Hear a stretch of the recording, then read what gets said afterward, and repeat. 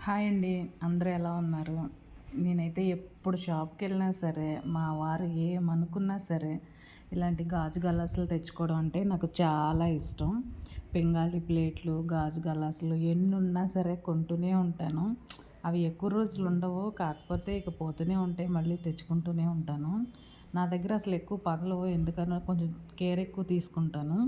కొన్ని వారసత్వంగా వస్తాయి అంటారు కదా! మా అమ్మ నుంచి నాకు ఇదొచ్చిందేమో వారసత్వంగా.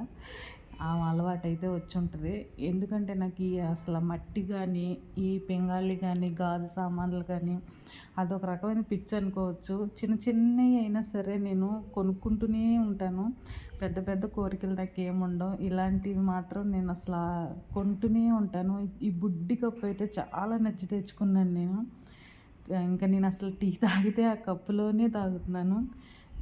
చాలామందికి ఇలాంటి చిన్న చిన్న కోరికలు